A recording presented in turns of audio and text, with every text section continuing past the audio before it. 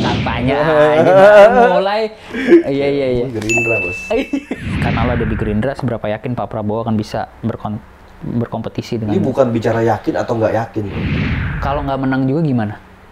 Kalau nggak menang juga, gue pengen bermanfaat bagi banyak orang dengan dunia kekuasaan ini. Kalau lo kan bisa tuh modus-modus tuh ketemu cewek-cewek banyak tuh. Lah. Di konten lo cewek banyak. Ayo, ngaku.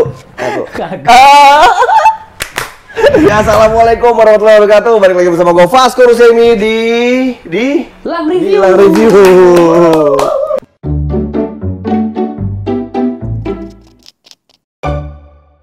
Lang apa Gilang sih lu sebenarnya? Gilang. Oh, Gilang, makanya Lang Review. Lang ya? Review, makanya biar singkat aja. Kita ngomongin apa nih, Man?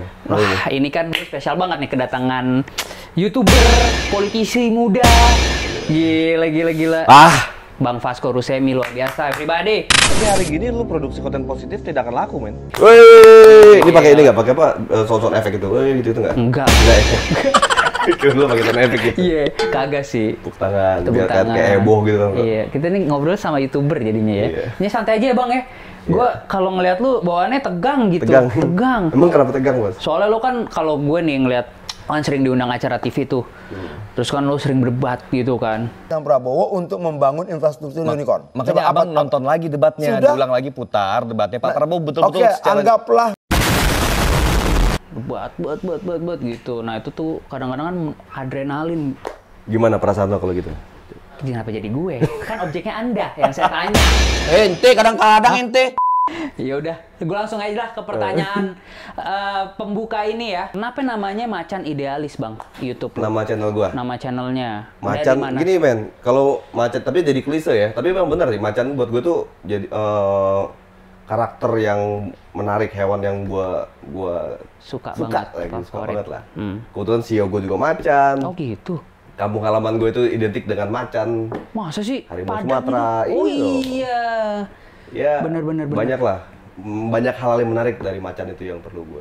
Dan kenapa idealis? Ya, Indonesia pernah menjadi macan Asia gitu kan, Pak Prabowo, macan. Udah ke situ, udah kampanye aja.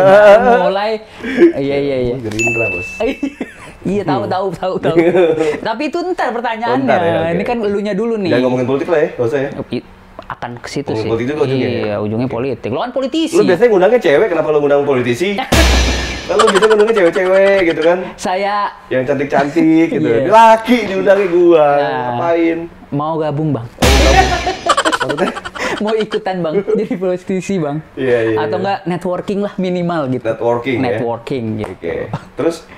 Ya itu tadi kenapa macan idealis? Ya, tadi udah gua jawab. Idealisnya apa? Idealis. Kenapa? Macan idealis. Sebenarnya idealisme itu buat gua apa ya? Idealisme semua manusia itu beda-beda, men. Ya. Gua punya idealisme seperti ini, lu idealismenya beda lagi. Iya Kadang-kadang sih. banyak orang yang bilang, wah lu udah nggak idealis. Emang lu tahu idealisme gua apa? Oke. Gitu loh. I see. Idealisme itu personal banget ya. Kalau kita bicara idealisme itu sangat personal. Jadi kalau ditanyain nggak perlu tanya. Idealis. Idealisnya ya itu personal lagi ke orangnya gitu ya. Sok misterius lu. Ideal, ya Iya, ideal buat bagi orang kan beda-beda. Iya sih, betul. Karakter ideal bagi orang beda. Lu mau melihat sesuatu apakah ini ideal buat lu, belum tentu ideal buat gua. Benar juga. Nah, yang salah bagi orang banyak penafsiran bahwa ngelihat kalau ideal itu kayak sama semua gitu kan, bro. Disamaratakan. Lu nggak idealis lu begini caranya. Emang lu tahu idealisme gua kayak gimana? Kok jadi gua harus ngikutin lu? Iya. Tapi kan idealisme itu akan berhubungan dengan erat sama impact yang akan dihasilkan, benar nggak? Iya, prinsipnya adalah macan idealis adalah macan yang ideal menurut gua. Oh, Gitu loh, oke. Jadi itu, men. Dan ini sangat menarik ya, karena tamu-tamunya ini wow, amazing, spektakuler. Lebay. Luar biasa, luar biasa. Biasa YouTuber kan agak lebay gitu, Bang. Harus lebay ya biar banyak yang nonton. Biar nggak krik-krik aja gitu. Harus ada sekarang ada konflik emosi gitu Emosi, kan. iya Emosi kan? itu harus dimasukin. Mau yang sedih, mau yang nangis, mau yang marah. Nah, ya kan? iya. Harus ada tuh. Harus Ya. ada tuh. Kita bikin apa emosi di sini ya? Seru banget loh ternyata orangnya, gue pikir akan sekaku Ya itu. depan kamera, bro. Depan iya, kamera. Kalau bener. kamera mati udah diem lagi, capek. Iya, capek. Jangan capek-capek lah Oke, di sini lah. lanjut, Kita lanjut, harus oke. mengeluarkan energi yang positif untuk Oke. viewer kita. Asik nggak tuh? Oke. Terus lu berapa tahun udah main YouTube ini? Gue sih, aduh, gue jadi berasa di macan idealis nih gue. Habis sama ini ya, penanya gitu kan. Gue sih udah lumayan lama, Bang. Cuman kan jarang upload nih teman-teman karena gue sambil berkantor gitu bang. Sibuk ya. Sibuk. Duit udah banyak, udah nggak mikirin lagi AdSense tuh nggak peduli ya. Lu nggak nyala AdSense-nya, nggak nyala AdSense nyala. Nyala bang. Oh lu masih nyari duit juga dari Iya YouTube? dong. Lebih ke maruk ya? Maruk ya? Enggak, sebenarnya cari cuan aja. Iya. Nah, pertanyaannya jadi menarik juga nih. Lu kan udah jadi politisi, kenapa jadi YouTuber? Maruk banget sih gitu. Gitu ya. Kalau YouTube itu kan mungkin gua rasa sama alasannya sama dengan berbagai macam dengan banyak para orang yang hobi konten ya di Indonesia ini. Biasanya kalau yang stabil dan menjaga stabilitasnya dalam berkonten ini, kenapa sih lu main YouTube? Ya karena passion gua aja, hobi suka gitu loh, bro. Tos dulu. Lu gitu juga? Iya dong. Bener kan? Iya. Karena kalau orang-orang yang main YouTube targetnya, wah gua mau target kerja dapat duit di YouTube ini nih. Gue yakin 1000% dia lu jalan 3 bulan lu udah berhenti. Kenapa lu nggak sesuai ekspektasi, ternyata nonton dikit misalnya gitu kan? Wah nggak kuat gua, energi yang gua keluarin banyak, gitu kan? Jadi perhitungan. Jadi perhitungan kan? Tapi kalau kita memang namanya hobi, biasanya hobi tuh ngebuang duit bro. Iya benar. Ngabisin duit kan? Iya, bener. Lu hitung-hitungan sama essence lu banyak mana yang keluar duitnya? Ya kebanyakan ininya. Banyak yang keluar duitnya kan? Iya. Dari inti jebol yang keluarin, lu keluarin ya kan? Iya. Emosi yang lu keluarin nungguin narsum misalnya kan? Di kantin. Pasti kan sebel kan gitu. Iya, tadi gue udah mau balik. Udah mau balik lo ya? sorry. Enggak, santai-santai. Aman. Tapi ini Bang, kalau lo kan banyak mengundang bintang tamu ternama juga ya. Itu emang gimana ya, dari emang koneksi lu atau Ya memang kebanyakan memang teman-teman ya. Teman-teman ya? Kebanyakan orang-orang yang gua kenal. Tapi akhirnya kan ngeluas tuh, lebar gitu kan. Juga sekarang ini kita sebenarnya lebih mudah buat gampang ngubungin orang ya, karena kita bisa by DM Instagram. DM Instagram betul. Kita, kalau gue berarti lebih ke arah gini bro, gue lagi suka bahas apa ya, gue nggak ada sesuatu hal yang baku untuk gue bahas apa, konten apa. Bahkan di setiap tamu-tamu gue itu yang gue undang, nggak ada juga yang harus gue siapin pertanyaan apa nih ntar, pertanyaan apa nih ntar. Enggak, gue undang aja udah gitu loh. Gue undang mau bahas apa kita, gue nggak tahu. Banyak gitu ya? Rata-rata begitu bro. Iya Gue rata-rata gitu, akhirnya karena gue undang terus buka obrolan, akhirnya dia nyambung aja, ngobrol ngalir gitu. Makanya nggak terkonsep. YouTube gue agak sampah sih sebenarnya. Enggak sih. Nggak terkonsepnya lu, tapi sering viral juga di story ya, apa, karena nggak pencarian terkonsep gua. itu, karena nggak ada konsepnya. Jadi Nggak jelas. anomali ya. Nggak jelas. Iya keren sih tapi jelas. nggak jelas. Tapi sering ada di FYP IG saya ya. Gitu ya. Itu orang yang re-upload berarti. Iya, ada aja yang re-upload gitu. Potongan-potongan gitu. Potongan-potongan. Tapi lu marah nggak sih dia re-upload gitu? Enggak lah bro, gue pertama kali main YouTube juga dulu awalnya dari memang re-uploader. gue seneng ngupload video-video yang orang bagus-bagus, gue upload ulang gitu kan. Seneng aja, seneng ngeliat apa namanya istilah bro, angka-angka viewernya nambah naik, seneng ya bro ya. Padahal re-upload tuh. Wah, naik. Walaupun sebenarnya itu kan black hat ya, orang marah yang gitu, tapi akhirnya semakin karena YouTube makin kejam ya kan, harus konten-konten original. Ya udah gue main konten original aja, akhirnya gue main sendiri. Akhirnya menemukan passion. Akhirnya makanya gue bilang, tapi sebenarnya prinsip orang kalau dari upload itu makin bagus kok. Kenapa kita harus marah? Kita di-upload sama orang kan makin kesebar engage-nya. Bener. Ya kan? Iya, poinnya jadi, itu juga. Jangan juga marah, tiba-tiba kita harus take down konten orang. Iya, kecuali emang kebangetan banget lah. Jadi teman-teman buat orang yang pengen nge-re-upload konten macam ini, silakan lah. Tuh. Nggak usah bayar. Iya, real Gue pernah tuh bro nge-re-upload, ada channel yang marah dulu banget dulu kan. Oh, yang kena. Minta bayar. Minta bayar, ya udah gue bayar. Serius lu? Serius. Anjrit. Iya, gue upload nih, misalnya konten lu nih, gue upload ulang potongannya gini kan. Wah, kalau nggak gue di take down channel gue kan kena strike kan, dulu kan. Kalau nggak lu bayar sekian, ya kan, kalau nggak lu gue strike. Emang sudah strike berapa ya waktu itu? Mau 3 Udah strike ketiga lah, gitu. Udah strike ketiga kan. Akhirnya lu bayar. Akhirnya gue bayar, mau nggak mau. Tinggal hitungan berapa hari, gue bayar, jadi strike 2 sisanya.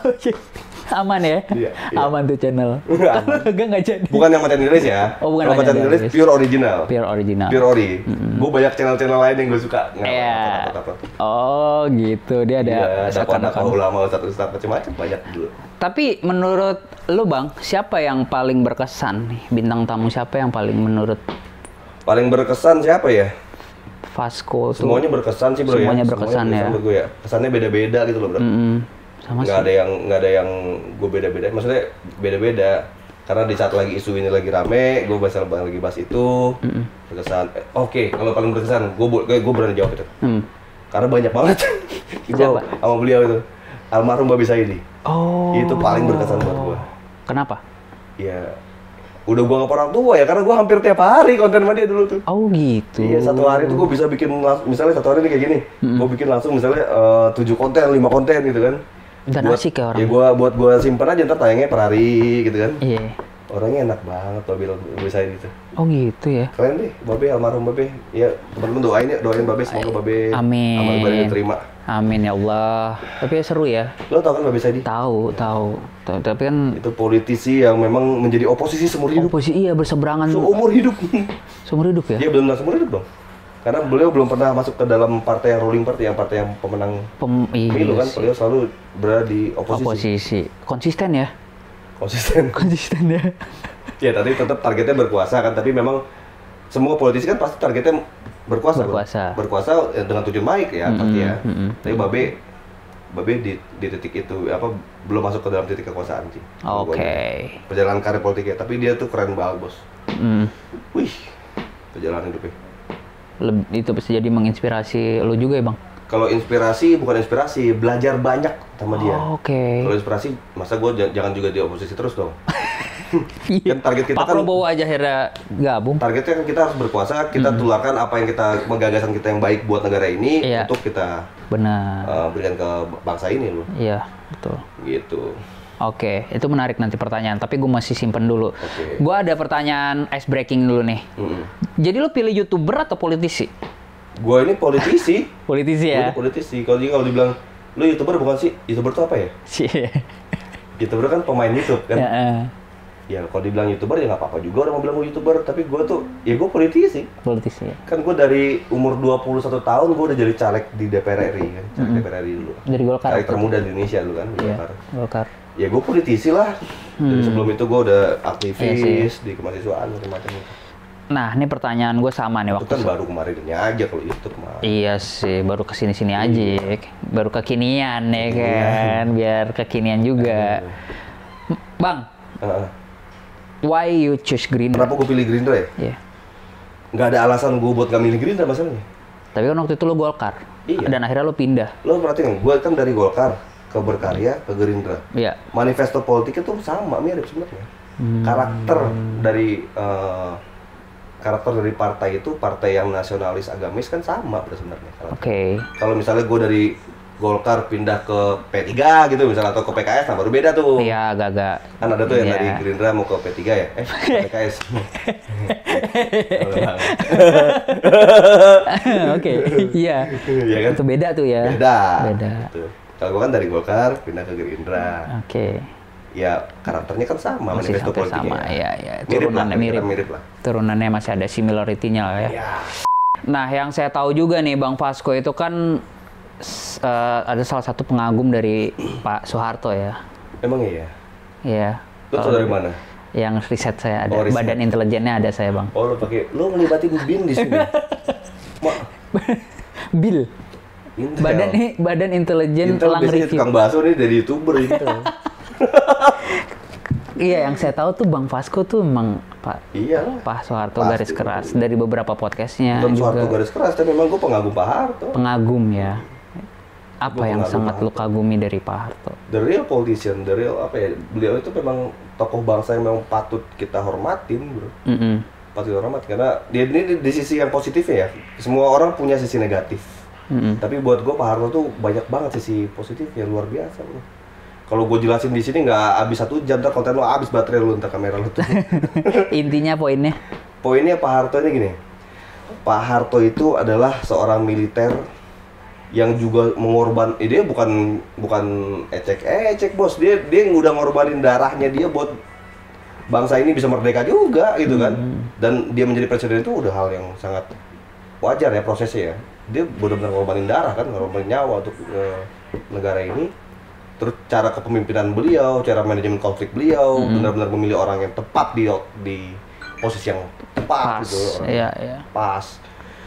Ya keren lah bro. Iya Kalau Pak sih. Harto mah banyak lah. Tapi kalau beliau pernah jadi macan Asia di iya sih. iya, Indonesia sangat dihargai masa beliau itu. Gue pengen nanya tapi takut gue. Kenapa kamu tanya begitu? Hah? Kenapa? Karena siapa kamu tanya begitu? Siapa yang suruh siapa? Bang, langsung nih Bang ke pemilu 2024 nih Bang. Ada pemilu ya? Ah? Ada. Ada dong. Ada ya? Ada lah. Oke. Ada dong. Ada lah. Ada. Emang mau ditunda lagi? Ada kan? Ada. Tadi kan katanya ada. Ada. Ada. Pemilu nih Bang, menurut Bang Vasco, apakah akan ada pergesekan nih seperti yang di tahun 2019 atau yang tahun-tahun? Ya kalau harapannya jangan sampai ya. Tapi gini nih kalau buat gue ya. Pemilu itu selama sistem kita ini masih one man one vote, benar-benar riskan banget sama pergesekan personal. Ya kita lihat 2019 kemarin ya, banyak suami istri cerai karena pilpres, karena beda pilihan, keluarga keluar dari grup WhatsApp dimusuhin karena beda pilihan, banyak banget ya, banyak begituan. Dan besok ini ya karena kita masih one man one vote, kita kalau buat gue pribadi ya sebenarnya Indonesia ini yang lebih, karena kalau banyak orang nanya, lu lebih suka demokrasi terbuka apa tertutup? Gue lebih suka dengan tertutup karena kita lebih Pancasilais menurut gue. Bener-bener suara satu orang ulama itu nggak bisa disamain sama suara satu orang santri. Cara mereka berkhidmat dalam berkebijaksanaan memilih sesuatu pasti berbeda kan bro ilmunya, ya kan? Betul. Ilmu seorang profesor sama ilmu sama anak SMA kan beda. Cara mereka melihat helikopter view untuk memilih pemimpin pasti beda. Beda pasti. Makanya Indonesia itu punya namanya golongan-golongan. Jadi memilih siapa, kalau di Minangkabau di kampung gua ada kedatuan-kedatuannya, memang ada datunya, ada kepala sukunya, nanti memilih untuk pemimpin lagi di atasnya, para datu itu yang akhirnya duduk, kayak gitu kan bro. Jadi yang susunan struktur yang di bawahnya itu ikut apa kata datunya, kata mempercayai kan. Iya. Bagaimana datu itu bisa berpikir. Iya. Atau ulamanya itu bisa berpikir gitu kan. Jadi lo lebih setuju yang sistemnya kayak gitu dibanding yang sekarang ya? Ya kayak sebenarnya sebelum reformasi ini gue lebih suka malah pola sistem pemilu kita ya. Karena memang kita benar-benar mewakili orang yang kelompok-kelompok dan golongan yang memilih kita. Lo paham nggak maksudnya? Gue paham. Paham ya. Tapi bukannya dan itu akan bisa persatuan Indonesia juga bisa lebih dijaga karena konflik di akar rumput itu jarang terjadi, bro. Benar juga sih. Jadi memang betul-betul simpul-simpul yang akhirnya lo berperang elit aja berperang, jangan ya? di bawah ikut jadi berperang. Kalau sekarang kan dampaknya akan di bawah perang terus nggak ada berhentinya. Belum buzzer kanan kiri ada buzzer, tengah ada buzzer. Ya terus-terusan selama sistem pemilu begini terus. Tapi mau nggak mau karena kita sistemnya masih begini, kita jalanin dulu nanti. Ya.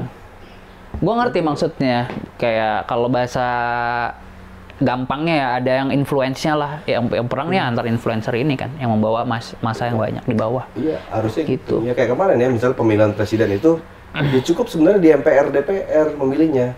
Yang memilih MPR DPR siapa? Dari partai politik. Karena kita memang punya sebuah kelembagaan yang memang kita percayai, bukan kita percaya ya, kita tugaskan untuk mengkader pemimpin sampai jadi punya kualitas dan kapabilitas. Akhirnya diusulkan untuk menjadi seorang pemimpin. Barulah beberapa golongan-golongan ini memilih siapa mereka. Jadi kan ada nilai musyawarahnya kan. Kalau sekarang kan enggak, bro. Kalau sekarang ini, bro, jadinya akhirnya bentrok dulu, baru musyawarah, baru duduk. Iya sih. Kalau dulu itu kan seandainya ada perbedaan ini, kita musyawarah. Kalau nggak sepakat dalam musyawarah itu baru voting. Sekarang ini kan voting dulu, berantem dia, baru dia musyawarah duduk. Gitu ya? Baru diskusi gimana cara buat nyatuinnya. Lah kenapa nggak kita musyawarah dulu? Bahasa kita kan etikanya di musyawarah. Komunikasi etikanya ya. Iya. Nangkap ya maksud gue ya? Nangkap. Gue inget tuh waktu itu zaman-zamannya pemilihan pas Presiden almarhum Gus Dur. Itu masih kayak gitu tuh, masih ada musyawarah dulu. Terus ada vote-vote gitu kan. Yang bertarung gitu. Biar edit aja bertarung. Iya, ngapain kita rakyat ikut bertarung? Iya. Rakyat ini serahkan kepada orang-orang misalnya. Ya datuknya yang memilih, di atasnya lagi siapa. Ya, helikopter view-nya kan berbeda ya, pandangan orang melihat apakah seorang Gilang ini pantas untuk menjadi pemimpin. Kalau yang melihat cewek mungkin pantas, mungkin karena tampangnya ganteng, tampangnya keren. Lo lihat bro kemana-mana, gue mau tanya ke daerah bro sekarang nih. Lo tanya ke anak-anak muda sekarang misalnya. Cewek-cewek deh lo tanya deh. Lo milih besok kepala daerahnya siapa? Oh ini bang, kenapa lo pilih dia? Ganteng bang, suaranya bagus. Mati nggak lo bro? Buat milih pemimpin karena ganteng, suaranya bagus. Bukan gagasannya gitu loh. Iya, jadi udah kayak udah seliar itu ya. Liar banget. Orang ya yang lain Yang lain bilang, wah ya itu sistem demokrasi kita. Emang demokrasi emangnya agama kita? Enggak juga, demokrasi kita demokrasi Pancasila.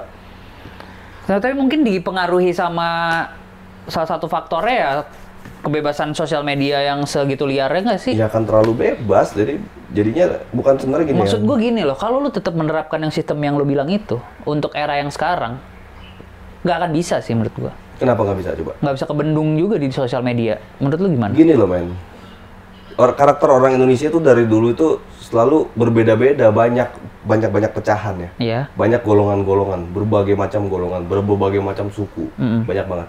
Tapi di saat misalnya ya, karakter orang Indonesia nih ya, biasanya, di saat ada perbedaan dari dalam satu golongan itu, tapi kalau pemimpin kecilnya itu mereka bilang iya, biasanya ikut, iya sih. gitu loh. Oke, ikut yang dituakan.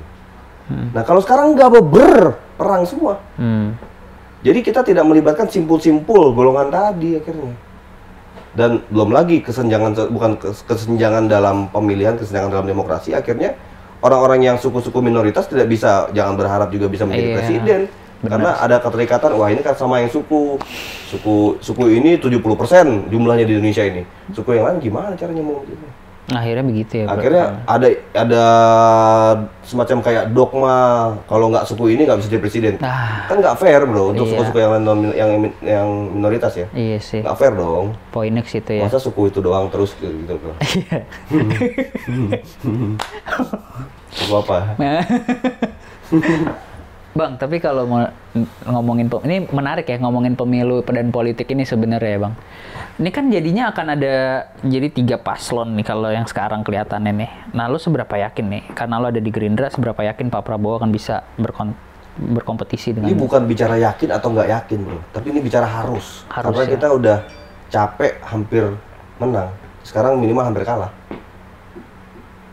harus menang. Oke. Bukan bicara yakin ya, harus menang. Kalau nggak menang juga gimana? Kalau nggak menang juga, gue nggak mau mikir kalau ini harus menang gimana sih? Kalau nggak harus ada menang. kalau Nggak ada kalau, harus menang. Harus menang. Di politik itu kadang-kadang ya, kita kalau mau bicara masturbasi politik, jadinya kan lebay-lebay halusinasinya. Bener. Kalau. Jadi nggak fokus gitu. Gue ini kebetulan memang background gue kan teknik bro ya, di UI dulu. Jadi gue selalu bergerak dengan rule of thumb bro. Selalu berpikir dengan rule of thumb. Bagaimana kita menyamakan sebuah variabel ini dengan satu rule of thumb tertentu. Rumusnya ini, kalau variabel ini kurang berarti kurang tepat. Nah, gimana misalnya kalau di ujungnya adalah sama dengan menang gitu kan, harus menang. Berarti semua variabel ini kan harus kita isi. Kalau misalnya variabel ini belum keisi, ya berarti secara matematika politis yang gue hitung nggak bisa menang. Tapi ini kita bilang harus menang. Nah, isi variabel ini masing-masing.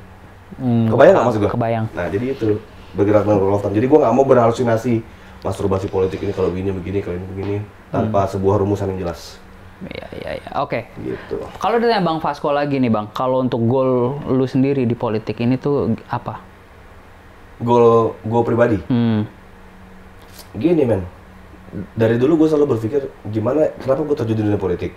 Ini ntar akan jadi klise kalau lu tanya kayak gitu ya, tapi ini memang benar-benar apa yang ada di hati gue. Gue pengen bermanfaat bagi banyak orang dengan dunia kekuasaan ini, dengan politik ini. Karena misalnya gini, ini logikanya maksud gue ya.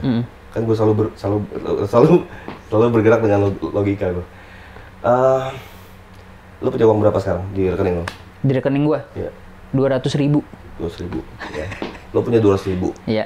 Anggap lo punya 200 juta deh. Oh iya. Ya, anggaplah, boleh. Iya, amin. Kan? 200 juta. Amin ya. Amin ya Allah. Makanya banyak yang nonton, share kan. Biar AdSense-nya makin banyak. Nah, gitu. Dipromoin loh, makasih. Iya.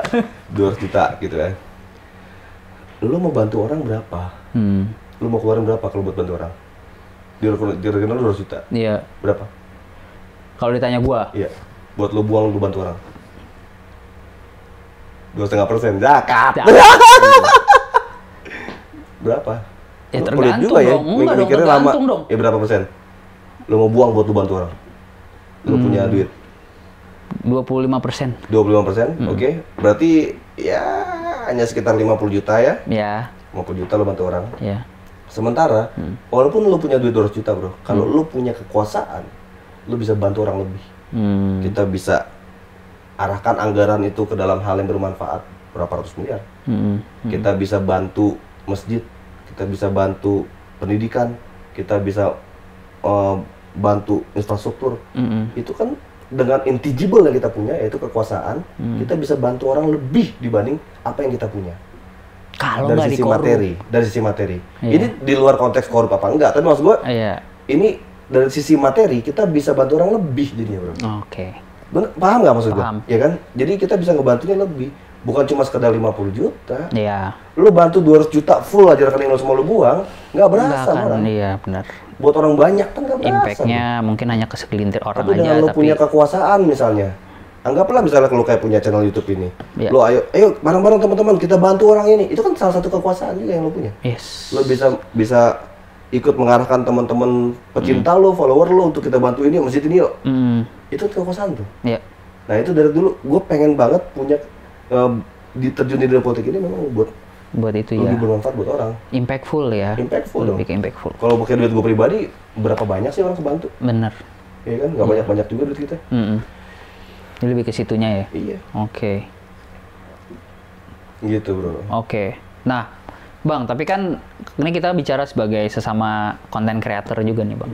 Apa yang udah sampai saat ini lu dapet dengan menjalani hobi lu dan passion lu sebagai YouTuber juga dan sampai gold play button gitu, apa yang hikmah-hikmah apa yang banyak lu dapetin dari narasumber lu? Iya, di luar materi ya. Karena materi ini kan buat kita bonus aja bro. Iya, kalau materi bukan yang kan. utama ya.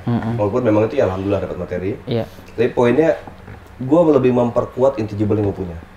Misalnya kita bisa ketemu orang siapapun yang kita mau, undang bang podcast yuk, misalnya gitu kan, ketemu orang teman baru jadi kan, teman baru, nah, gitu-gitulah. Salah satunya gitu-gitulah ya misalnya. Kalau lu kan bisa tuh modus-modus tuh ketemu cewek-cewek banyak tuh. Agak lah. Di konten lu cewek banyak tuh. Tapi nggak modus juga. Lu pembunuh karakter gua nih. Iya kan? Kan Iya, lu diuntungkan rusakin dong lu. image Kan diuntungkan lo kan? Iya. Bisa ketemu dia temen lu cakep-cakep Iya, gitu kan. iya. Kalau enggak gimana mereka mau berteman sama lu? Kaget juga lu mereka mau berteman sama lu. Iya kan? Itu cewek-cewek itu gimana mau berteman sama lu? Kalau enggak lu alasan podcast gitu kan, alasan YouTube. Benar nggak, bro? Tapi apakah mempengaruhi Lo bisa ketemu Darwis Triadi, Iya, Pak Om Darwis, Om Darwis, gini-gini ya. iya. Itu kan suatu intangible yang kita dapat akhirnya. Belum sharing-sharingnya Iya. ke depan. Karena kebanyakan juga sharing yang kita dapat itu yang lebih banyak adalah sharing di belakang kamera kan. Iya sih. Iya kan? Bener. Bener nggak? Banyak Kan lo knowledge. sering ngundang cewek-cewek tuh, sharing belakang kameranya kan? Ayo, ngaku. Kalau gue kan ngundang politisi ya, Iya. sharing belakang kameranya kan Iya. informasi yang lebih lagi, Iya. yang di belakang kamera gitu-gitu. Kenapa jadi gitu ya? Maaf ya Lang ya, udah nasib lu di waktunya Lang mereka tahu. Bener gak? Dia mah ekstrim bro, nanya sama narsumnya, gue cakep gak? Dia pengen banget dibilang cakep. Oh cewek? Gimik. Gimik ya? Gimik aja. Bapak lo nonton Lang. Oke Bang, terakhir nih Bang Vasco. Dari setiap narasumber yang lo undang, apakah impact-nya itu berpengaruh sama sudut pandang berpolitik lo atau enggak?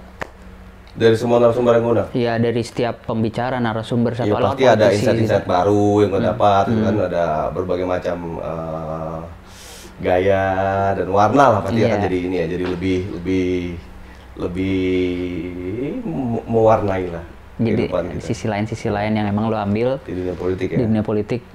Pasti ada. Dan apa seberapa besar impact-nya sama pandangan politik lo selama ini? Ada berubah nggak? Yang tadinya lo begini, terus akhirnya Ya enggak juga ya kan, kita juga punya idealisme tadi yang gue bilang. idealisme tadi. Idealisme tadi tetap kita jaga, tinggal kita mewarnai dengan lebih meluas pandangan kita. Oke. Iya, insight kita lebih kita luasin. Oke. Luar biasa, Gitu, Vasco Bang. Rusemi. Bro Gilang, thank you Thank you banget. banget ya Thank you, gue buat- thank you dong. Oh iya, Udah mampir ke sama-sama. channel Lang Review. Iya, kali-kali gue diajak Bang ke Betul, Maja betul. kagak lah. Boleh, boleh. Iya boleh ya. Ada harapan nggak terakhir sebelum closing? Harapan, Dan tips. harapannya semoga channel Lang Review makin besar Amin. dan makin banyak dikenal publik Terima kasih. dan narsum ceweknya makin banyak. Ajak-ajak gue dong kalau lagi ada narsum. Oke, siap Bang. Satu Canda. tips buat milenials kalau mau jadi staf sus DPR tuh gimana sih caranya, ada nggak? Tipsnya Atau ya tips untuk mau di terjun ke politik itu politik. cuma 2 konsep bro, sabar dan jaga integritas. Udah. Sabar dan jaga integritas. Itu guys. Nggak usah buru-buru, slow aja. Sabar aja. Wah, ini bagus nih. Jangan, saatnya. iya benar-benar. Jangan gerasa Ya, gerusu. tiba-tiba kan kalau anak Inza tiba-tiba pengen langsung jadi begini, ya sabarlah. Akhirnya kan bikin ekstrim-ekstrim. Iya sih. Aku cuma nyari viral atau gimana gitu ya. Oke, thank you banget ya. Thank you, Bang bro. Vasco. Jangan lupa di like, comment, subscribe channel kita, Real Man Real dan juga Macan Idealis. Dan see you in the next video. Bye. Assalamualaikum.